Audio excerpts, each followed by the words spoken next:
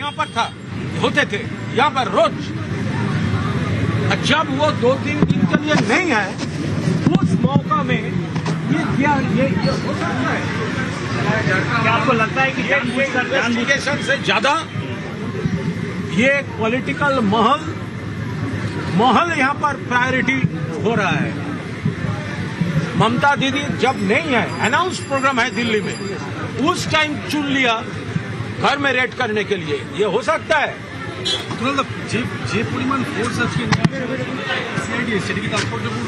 এটা তো হাল্লা চলেছে যুদ্ধে। যেদিনে বাড়ির মালিক নেই সেদিনে এই তদন্ত আশা, সেটাকে আপনারা আমরা সেটারই তো তীব্র প্রতিবাদ করছি।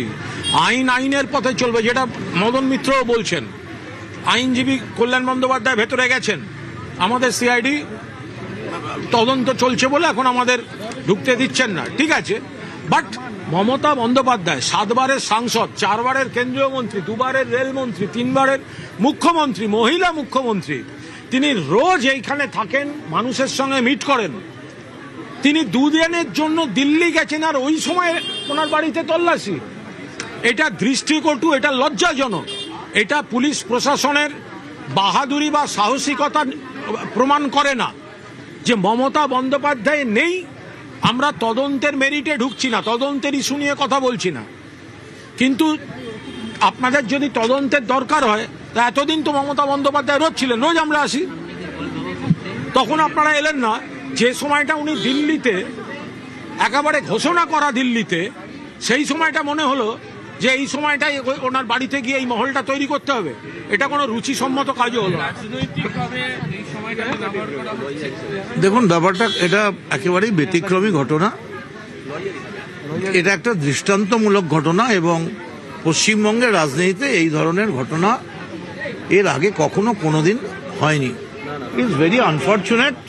একজন high profile lady ex chief minister, তিনি তো রোজই থাকেন, আজকেই হয়তো আজ না এলে কাল আসবেন, 2 দিন বাদে ইনভেস্টিগেট করতে পারতেন, আসতে পারতেন। আমরা তদন্তে কোঅপারেট করছি, যার জন্য আমরা ভেতরেও যাইনি। ভেতরে গেলে বলতে পারেন যে আমরা ট্যাম্পার করছি বা ইনফ্লুয়েন্স করছি। অফিসিয়ালি কল্যাণ ব্যানার্জি গেছেন, আইনজীবী হিসেবে গেছেন। এই মুহূর্তে সাংবাদিকদের মুখোমুখি হয়েছিলেন কুণাল ঘোষ এবং মদন মিত্র। কালীঘাট এবং ক্যামাক স্ট্রিটে একযোগে সিআইডি তল্লাশি চলছে এবং এই ঘটনারই নিন্দা করলেন তারা। 2 দিনের জন্য মমতা বন্দ্যোপাধ্যায় নেই, তখনই বাড়িতে এসে এই তল্লাশি দৃষ্টিকটু, লজ্জাজনক বলছেন কুণাল ঘোষ। আজ বিকেল থেকেই টান টান উত্তেজনা। কালীঘাট এবং ক্যামাক স্ট্রিটে সিআইডি তল্লাশি। বিধানসভায় তৃণমূল বিধায়কদের সই জালের তদন্ত। কালীঘাটে মমতা বন্দ্যোপাধ্যায়ের পার্টি অফিসে সিআইডি তল্লাশি। আর বিকেলেই হরিশ চ্যাটার্জি স্ট্রিটে সিআইডি, পুলিশ এবং কেন্দ্রীয় বাহিনী একেবারে এলাকা ঘিরে নেয়। সিআইডিকে প্রথমে ঢুকতে বাধা পেতে হয়। প্রাক্তন তৃণমূল সাংসদ শুভাশিস চক্রবর্তী বাধা দেন, সিআইডিকে ঢুকতে বাধা দেন প্রাক্তন তৃণমূল সাংসদ শুভাশিস চক্রবর্তী।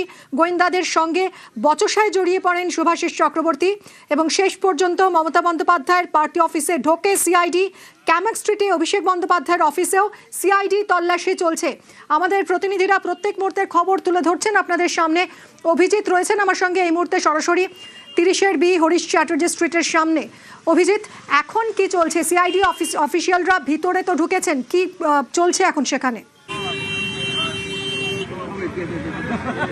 দীর্ঘক্ষণ ধরে মিমি ওখানে তারা তল্লাশি চালান এবং যেখানে যেখানে বৈঠক হওয়ার সম্ভাবনা তারা সূত্র মারফত জেনেছেন সিআইডি তদন্তকারী আধিকারিকরা, যে কোথায় কোথায় বৈঠক হতে পারে সেই গোটা জায়গাটা তারা খতিয়ে দেখেছেন এবং সেখানে তারা তল্লাশি অভিযান চালান এবং সেখান থেকে তারা সমস্ত রকম যে সমস্ত নথি সেগুলো তারা খতিয়ে দেখেন।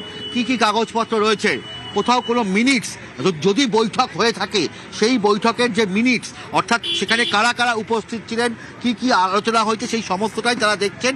অর্থাৎ বিধানসভায় সেই সইকাণ্ডের বৈঠক, বিধানসভার যে সইকাণ্ডের বৈঠক, সেটা এই 30 বি হরিশ চ্যাটার্জি স্ট্রিটে মমতা বন্দ্যোপাধ্যায়ের বাসভবন, সেখানে হয়েছিল কিনা সেটা তারা খতিয়ে দেখছেন। এখানে যদি হয়ে থাকে সেখানে কারা কারা উপস্থিত ছিলেন এবং কাদের সই ছিল সমস্তটাই তারা খতিয়ে দেখছেন। এবং আজকের এই বৈঠক আজ এই সেদিনকার সেই বৈঠকে আজ কারা উপস্থিত ছিলেন সেই গোটা বিষয়টাই খতিয়ে দেখা হচ্ছে এবং সিআইডি তদন্তকারী আধিকারিকরা এই